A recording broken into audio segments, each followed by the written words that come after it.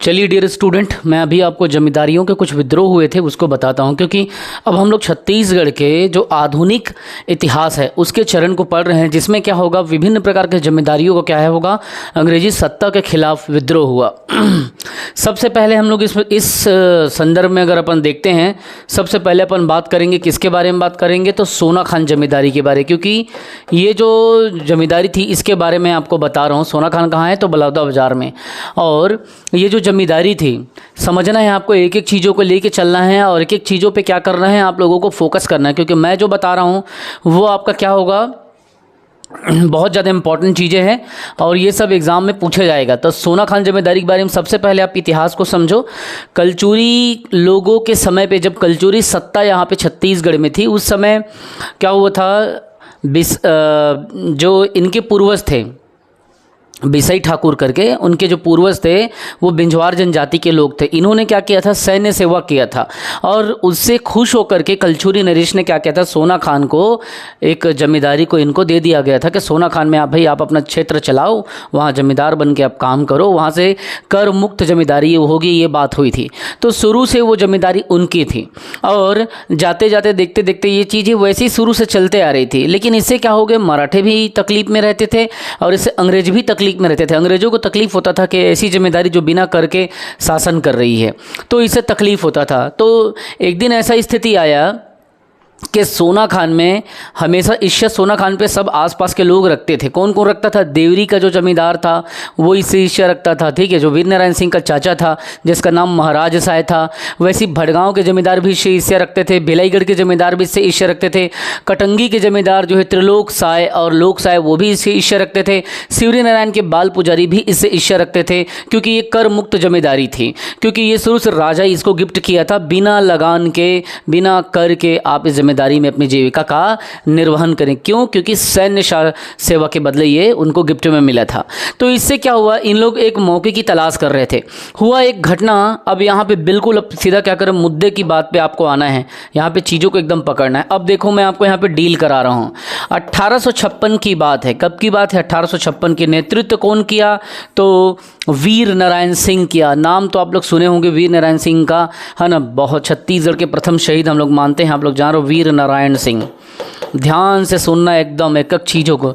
इन्होंने क्या किया था, नेतृत्व किया था, लीडरशिप इनकी थी। और इस समय पे 1856 में क्या हुआ, ये सोना खान जमींदारी में अकाल की स्थिति आ गई। जब इस जगह पे अकाल की स्थिति आ गई तो जनता क्या हो रही थी, भूख से मर रही थी। जनता क्या हो रही थी, भूख से मर रही थी। तो भूख से मरती जो जनता थी, उनके दुख को ये सह नहीं पाया और उसने किसके यहाँ, किसके गोदाउन को लूट लिया, तो इस अकाल की स्थिति में उसने माखन बनिया के यहाँ लूट लिया। माखन बनिया एक व्यापारी थे, बनिया थे, उनके गोदाम को क्या किया, लूट लिया। और गोदाम को लूटने के पहले तो उन्होंने आग्रह किया, लेकिन उसने क्या किया, अनाज नहीं दिया। और उस समय अकाल की स्थिति थी, जनता भूख से मर रही थी।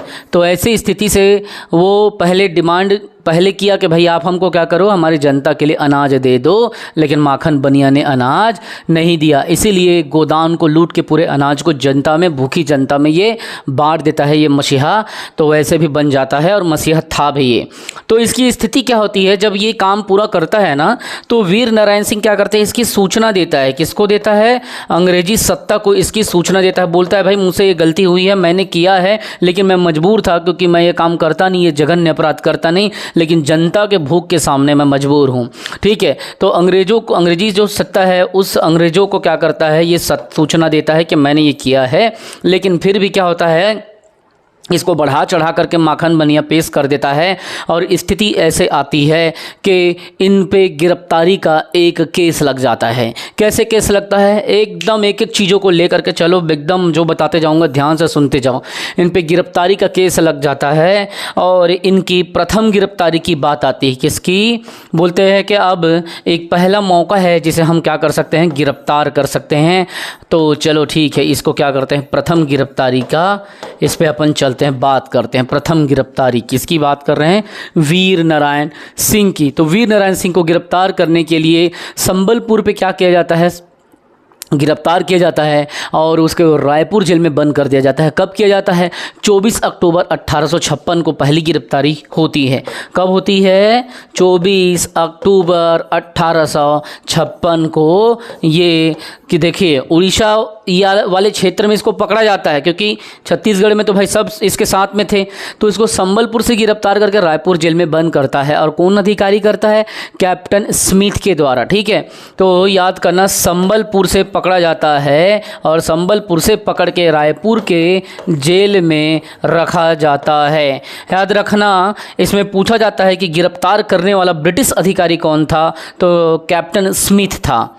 कैप्टन स्मिथ ये ही होते हैं, सूत्रधार होते हैं इसको गिरफ्तार कराने वाले, तो इस बात को याद रखना। लेकिन केवल एक यही नहीं है, हमारे और जो जयचंद हैं उन जिनके कारण से ही ये गिरफ्तार हो पाए हैं, है ना, वरना अंग्रेज़ों में इतनी ताकत, इतनी पकड़ ही नहीं थी कि छत्तीसगढ़ में यहाँ के लोकल आदिवासी बेटा के साथ में ऐसा कर सके। तो स्मिथ इसको क्या है, पकड़ता है। माखन बनिया के गोदाम को लूटा था, भले सूचना दिया था, लेकिन माखन बनिया ने बात को बढ़ा चढ़ा के किया। माखन बनिया कभी चाहता नहीं था कि ऐसे नेतृत्वकर्ता को, ऐसे नेता को छोड़ा जाए। ठीक है, क्योंकि उसको डर था भविष्य में फिर ये मेरे को लूटेगा। अब इसको रायपुर जेल से मुक्त वाली बात को समझो। वो 24 अक्टूबर को क्या हुआ, 1856 को गिरफ्तार हुआ, लेकिन रायपुर के तीसरे रेजिमेंट का जो मुख्यालय था, तीसरा रेजिमेंट रायपुर में, वहाँ कुछ सैनिकों से इसकी लोकप्रियता बहुत ज़्यादा थी। लोग इसे स्वतंत्रता संग्राम का नेता मानते थे। जेल से मुक्त कराने हेतु जेल पे क्या हुआ, इसको सुरंग बना करके इसे वहाँ के लोग निकलवा देते हैं। तो इस बात को याद रखना, वीरनारायण सिंह का रायपुर जेल से मुक्त कब हुआ, तो सुरंग बना के हुआ। वहाँ के जो लोकल जो मतलब कैदी थे, कैदी इनको अपने लीडर मानते थे, स्वतंत्रता संग्राम का, हमारा इंडियन नेशनल मूवमेंट का ये नेता है करके, तो उसको भगाने के लिए एक योजना बनाया और जेल से ही सुरंग बना दिए इन लोग रातों रात। तो 27 अगस्त 1857 को ये जेल से निकल गए। ठीक है, तो 27 अगस्त 1857 ये कहाँ से निकल गए, तो ये रायपुर जेल से कैसे निकले, सुरंग बना के। ठीक है, और सुरंग किसने बनाया, तो वहाँ के जो कैदी थे इसको अपना नेता मानते थे। और एक स्थिति ऐसी आ जाती है कि वीरनारायण सिंह का उनके क्षेत्र में प्रवेश करना मुश्किल हो जाता है। क्यों? क्योंकि बहुत सारे जो धोखेबाज लोग हैं वो क्या करते हैं, इनके बारे में, इनकी पूरी एक एक गोपनीयता को बता देते हैं अंग्रेज़ों को। तो रायपुर जेल से फरार जब होता है तो उस समय कौन होता है, डिप्टी कमिश्नर चार्ल्स इलियट होता है। तो इलियट ने क्या किया, वीरनारायण सिंह को तत्काल गिरफ्तार करने का आदेश दे दिया और इसीलिए लेफ्टिनेंट स्मिथ, जिसको कैप्टन स्मिथ कहते हैं, और नेपियर, ये दोनों अपनी जान लगा करके जूझ गए इनको पकड़ने के लिए। तो वीरनारायण सिंह ने फिर क्या हुआ, इस चीज़ को आप समझना। अब स्थिति ऐसे आ गई कि अंग्रेज लोग पूरी तरीके से पूरे लोकल लोगों के साथ मिल करके इसको पकड़ने में भिड़ गए थे। और वीरनारायण सिंह ने क्या किया, अंग्रेज़ों के अत्याचार से मतलब बचने के लिए, या अत्याचार इतना ज़्यादा हो गया था, उनको पता चल चुका था कि अगर मैं अपने गांव के लोगों को खाली ना कराऊं, क्योंकि इन लोग क्या किए मैं अभी आपको बताऊंगा। ये जैसे सोना खान है, क्या है ये, सोना खान है। तो सोना खान पे क्या था, हर दिशा से आक्रमण करना चालू कर दिए। जो उनके सपोर्टर समर्थक मिलते थे, है ना, वो इनके साथ में क्या होता था, इनके साथ में अटैक कर देते थे। तो इन्होंने क्या किया, देखा, स्थिति को समझा, तो इन्होंने क्या किया कि बोला यार एक बार तो मैं गिरफ्तार हो चुका हूँ, रायपुर जेल से भागा भी हूँ, ठीक है, सुरंग बना के 27 अगस्त को। तो ये क्या करता है, जानता है, तो पूरा सोना खान के जो इनके लोकप्रियता से प्रभावित जो लीडर थे, जो जनता थे, वहाँ के जो आदिवासी लोग थे, बिंझवार लोग थे, वो सब को तैयार करता है। और तैयार करने के बाद वो गाँव से निकल जाता है। 500 लोगों की क्या बनाता है, सैनिक टुकड़ी बनाता है, और इस झुंड को तैयार करता है। 500 लोगों का एक टुकड़ी बनाता है और वहाँ से निकल जाता है और पूरे गांव को खाली करा करके ये क्या करता है, अपने पुत्र, इसका पुत्र का क्या नाम था, गोविंद सिंह को गांव से भी बाहर भेज देता है। पुत्र कौन थे, तो गोविंद सिंह। याद रखना, इसके क्वेश्चन में कभी भी पूछ सकता है, इनके पुत्र का क्या नाम था। नारायण सिंह का पुत्र जो था उसका नाम था गोविंद सिंह। ठीक है। तो ये अपने पुत्र को क्या बोलता है, सोना खान क्षेत्र से पूरा उस जमींदारी से बाहर भिजवा देता है, आप चले जाओ और यहाँ रहोगे तो अंग्रेज़ों का क्या होगा, आक्रमण होगा। और 500 लोगों के साथ में टोली बना करके वो क्या करता है, इन लोग क्या, ये अंग्रेज़ों से लड़ने की कोशिश करता है। अंग्रेज़ों के साथ में पूरा मतलब इनका वो चलता है, क्या बोलते हैं, द्वंद्व चलता है। और ये अंग्रेज़ क्या करते हैं, स्थानीय लोगों के सहयोग से, देवरी का जो जमींदार था धोखेबाज, जो कौन था, नारायण सिंह का चाचा था, उसके सहयोग से, उसी के सहयोग से इस गांव को आग में झोंक दिया जाता है। जिस जगह पे वो रहते थे उस जमींदार का क्या नाम था, महाराज साय, ठीक है, उस जमींदार का क्या नाम था, महाराज साय। अब इस सोना खान को 500 लोगों को वहाँ से बाहर निकालता है और इसी सोना खान में फिर होता क्या है, आग से अटैक होता है, ठीक है। मान लीजिए ये सोना खान है, तो सोना खान में पूरी तरीके से आग से अटैक होता है, लेकिन वो सूझबूझ करके पूरा गाँव को खाली करवा देता है और 500 लोगों को बाहर निकाल करके अपने पुत्र गोविंद सिंह को भी बाहर निकाल करके वो एक रणनीति बनाता है और स्थिति देखता है कि वो क्या करता है, इनके साथ में अंग्रेज़ों से लड़ने का कोशिश करता है और अपना पूरा एफर्ट लगा देता है, क्योंकि ये गांव अब किसमें, आग से झुलस चुकी थी, ठीक है। पूरा सोना खान का जिस जगह पे उन लोग रहते थे, जिस गांव में, ठीक है, उस जमींदारी के अंतर्गत जिस जगह पे रहते थे उस जगह को आग से लगा दिया था। अब इसमें मजे की बात यह है कि जब ये आग में लगाया तो इस आग में लगाने वाला मुख्य भूमिका कौन था, ठीक है, मुख्य भूमिका किसकी थी, तो इसी वीर नारायण सिंह का चाचा था, ठीक है। ये चाचा कौन था, तो ये देवरी का जमींदार था। देवरी का, जैसे सोना खान का जमींदार ये था, वैसे देवरी का ये क्या था, जमींदार था।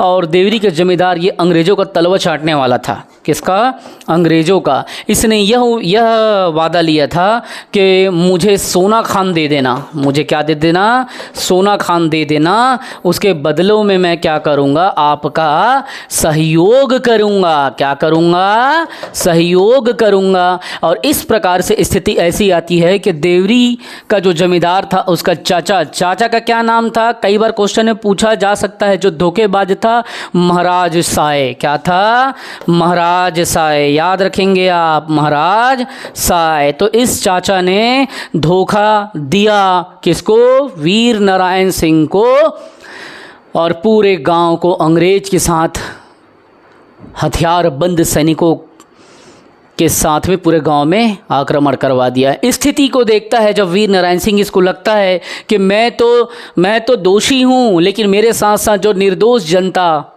जो मेरे साथ खड़ी है, मैं उसे क्यों तकलीफ में डालूं। इसीलिए अंततः स्थिति देखता है और वीर नारायण सिंह क्या करता है, अपने प्राणों की आहुति देने के लिए तैयार हो जाता है। नारायण सिंह अपना आत्मसमर्पण कर देता है। समर्पण कब करता है, 2 दिसंबर 1857 को बोलता है, मैं मरूँ तो चलेगा, मैं मरूँ तो चलेगा, मुझे कुछ हो जाए तो चलेगा, लेकिन मेरी जनता को कुछ नहीं होना चाहिए। तो नारायण सिंह अब जनता के खातिर, क्योंकि पूरे ग्राम में लोग आग लगाना चालू कर देते हैं ना, इसीलिए वो आत्मसमर्पण करता है। नारायण सिंह आत्मसमर्पण कर देता है और ये डर के नहीं करता। ये क्यों करता है आत्मसमर्पण, कि जनता की हित की रक्षा कर सकूं। मैं नहीं चाहता कि मेरे चलते पूरे गांव जल रहे हैं, पूरे जमींदारी मत जला दे। एक डर हो गई, एक जमींदारी में कितने सारे गांव थे, 20-21 गांव थे, तो इसलिए वो डर गया। इसीलिए 2 दिसंबर 1857 को इसने आत्मसमर्पण कर दिया। कब किया, 2 दिसंबर 1857